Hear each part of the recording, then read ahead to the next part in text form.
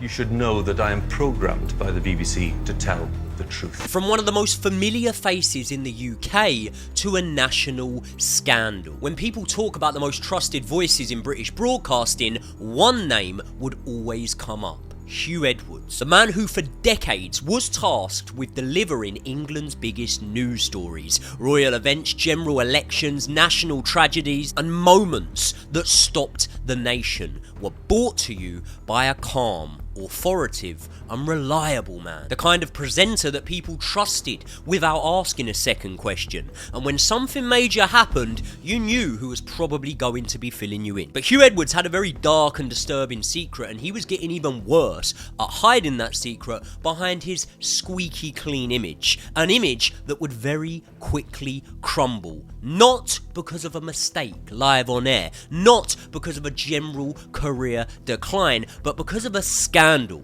that would shock the nation. And just like that, the most trusted man in the news became the story. And this story is as disturbing as it is shocking. Serious allegations against a TV personality, a suspension from broadcasting, an attempt to use mental health as a shield for criticism, and ultimately, the BBC finding out that they've got another one.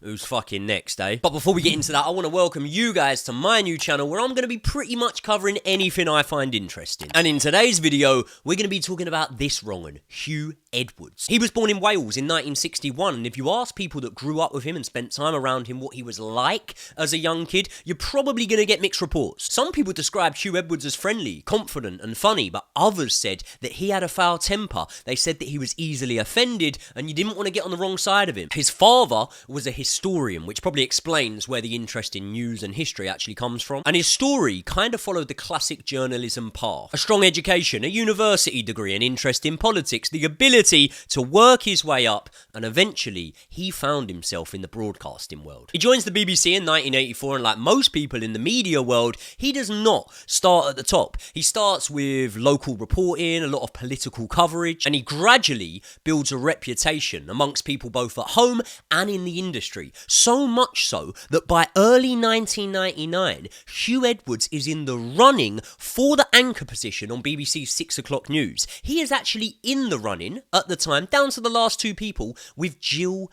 Dando. Jill Dando does not get the role, and just 3 weeks later, she is shot on her doorstep in Fulham. And Huw Edwards actually covers that murder in his first ever broadcast. And to be honest, right, if you're anything like me, you probably don't really know what TV personality goes on what show. We just kind of recognise people and go, yeah, they're off the TV. But I've got a little list here for you, because during his time at the BBC, he had some major roles. Lead presenter on the BBC News at 10, presenter on the BBC News at 6, BBC News at 1, BBC Weekend News, BBC News at 5, BBC News Channel, BBC World News. He was doing all of them, and a lot more that I've probably not found. I mean, we know he was doing more. And during his time at the BBC, he actually met his future wife, Vicky Flynn. She was a TV producer that Huw Edwards met in the early 90s, and they married around 1993. They had 5 kids together, 3 sons and 2 daughters. Life's going to plan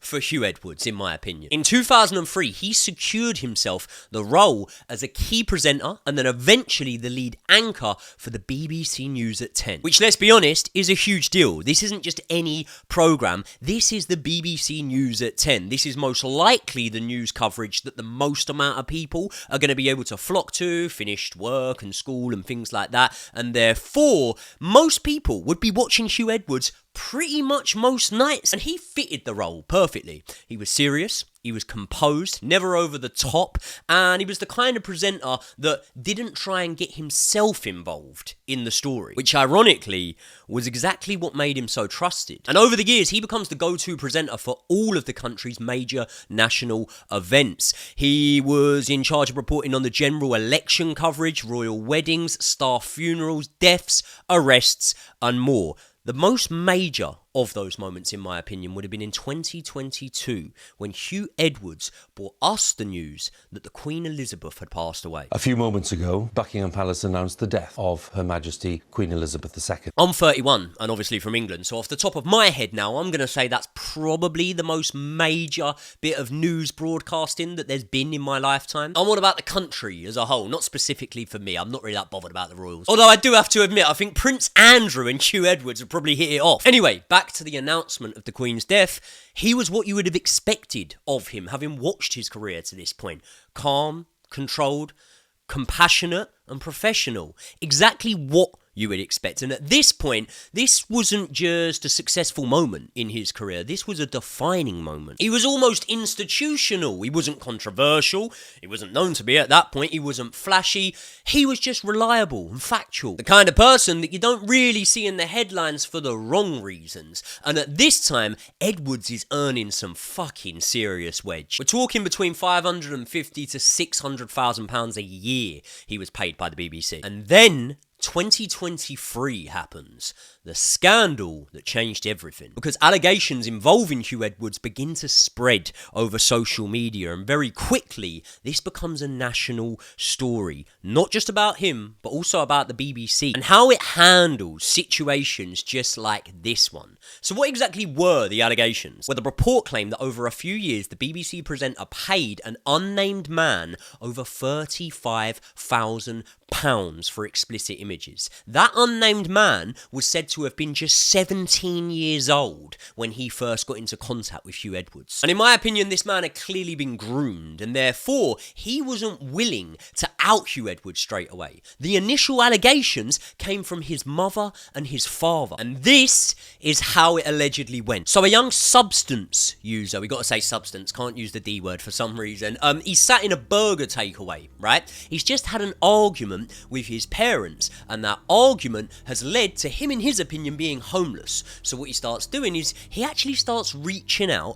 and he starts messaging different sort of well-known TV personalities and stuff like that for financial help. He messages members of parliament, he messages ex-Love Island stars, and he messages Huw Edwards. Now, you don't need me to tell you what one replied. They start talking, one thing leads to another, and in my opinion, Edwards starts grooming the young man. At times, he seems forceful and manipulative. Even if I read you out some of these texts he had sent him, he told the man, "I love you, but you kill me." He sent over £500 in a single payment, and he put the reference on it as "be loyal." Tell me I'm reading in between the lines here, but I interpret that as "do not tell on me." And it kind of culminates one day when Huw Edwards says to the young man that he's not going to keep sending over money if they're not going to meet in person and take that relationship to the next level. And that's what the young man agrees to do. But at the time, he's using an iPhone, which is an old device that his mother used to use and is now no longer using. So he's using his mum's iPhone, is what I'm saying, and his mum's wearing an Apple Watch. When the young man leaves the house, the Apple Watch goes off. A message has come through, and the mum and dad are absolutely fucking shocked to see the name on that message, because that name is BBC News presenter Huw Edwards. And the message says something along the lines of "I'll meet you at a train station," and therefore the young man's dad drives to the train station. He attempts to get on the platform and confront Huw Edwards, but what actually happens is he gets on the wrong platform, and therefore he's across the train line from Huw Edwards. He's filming him, and he then takes that filming as evidence and takes it to BBC South Wales. However, it's worth noting that Huw Edwards does meet the man at the train station, and he then goes to a Marriott hotel with him and spends the night. And the investigations team at the BBC do deem the complaint very serious. However, they determine that it doesn't involve any criminality at this stage, and that may give you a reason as to why they act in the way that they do after this, because they follow up with one email to the family of the boy involved in the allegations. They attempt one phone call that didn't connect, and then they don't even log it within the BBC's case management files. And for the next couple of months, nothing actually happens. Huw Edwards being removed off air is not a result of the allegations against him. It actually only happens a couple of months later, on the 6th of July 2023, when someone from the Sun newspaper gets in contact with the BBC and says, "We're about to run a story on Huw Edwards." Edwards is then immediately suspended. I say immediately, it kind of happened 2 months after the lad's father reported it. And the next day, the story breaks in the news, but the media don't want to name what TV personality it is. And that meant that so many people were being accused of it, even though it wasn't them. You had the likes of Gary Lineker, Rylan Clark, and Jeremy Vine all come out and publicly state that the story was not about them. And by July the 9th, it was confirmed to have been Huw Edwards. And almost immediately after Edwards being named, it was met with stories about how Huw Edwards was in hospital with severe mental health problems. Oh, well, that's alright then. Never mind if he's got mental health problems. Could those mental health problems come from the fact that he had cheated on his missus, that he had been an awful father, or that he had consistently groomed people that might be legally old enough, but I still class as kids? I mean, call me non-sympathetic, but I'm gonna say that Huw Edwards' mental health struggles are a direct result of the behaviour that he chose to act with over a significant period of time. No sympathy, fuck off. And I also think that being groomed as a child is probably quite bad for your mental health. Probably seeing your son hooked on substances and then being groomed by a guy that's on the TV every night, probably even worse for your mental health. Your husband of 30 years cheating on you and betraying you in the public in the worst way possible.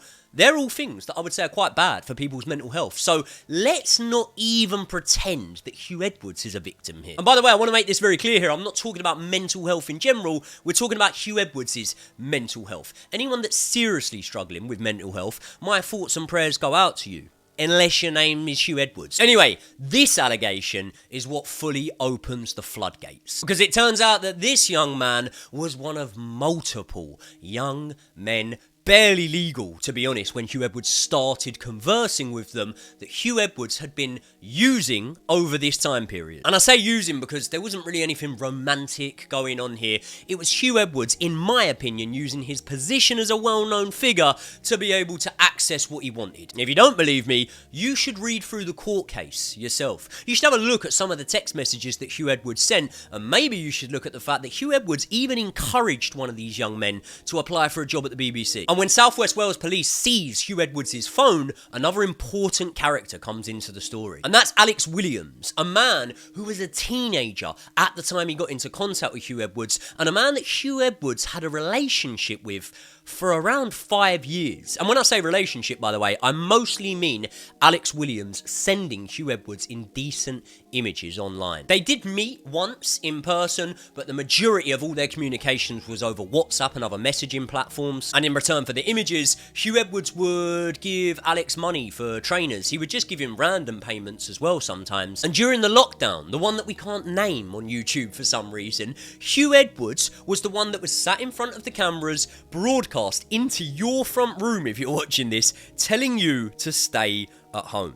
Huw Edwards wasn't doing that. He was travelling around the country to meet young men. So on July the 7th, the Sun print the story without naming Huw Edwards. But just a couple of days later, on July the 12th, his wife, Vicky Flynn, comes out, says it's the BBC presenter, and straight away ushers it in by saying, oh, he's in hospital for his mental health. Convenient and not relevant. On November the 8th, 2023, the police secretly arrest Huw Edwards. About 6 months later, they charge him with making indecent images of children. And I should just quickly clarify my knowledge on this, not that it makes it any less disgusting. A lot of people thought when the charge came out of making indecent images that possibly meant that Huw Edwards was there live filming someone doing something. It's not necessarily the case. In terms of making images, I think that that's the terminology they just use for swapping images. So if you were sending and receiving images over WhatsApp or other platforms, then you would be charged with making indecent images. Anyway, I believe at the first attempt, he pleads guilty to 3 counts of making indecent images of children. The images were shared between December 2020 and April 2022, and they included 7 Category A images or videos. Category A is the worst that it could possibly get, the most severe in that context. 12 Category B images and 19 Category C images. Some of the Category A images involve children that were just 7 to 9 years old. There was 41 indecent images or videos of minors. And the man we mentioned in Alex Williams, who had initially been sending Huw Edwards the images, of course he had entertained it and asked for them, but he was given a 12-month suspended sentence. Huw Edwards received a 6-month suspended prison sentence. For anyone that doesn't know what a suspended sentence is, you're not going to go prison unless you get nicked in the interim again, and then you could see out the rest of your sentence inside. And here's the mad thing, in my opinion.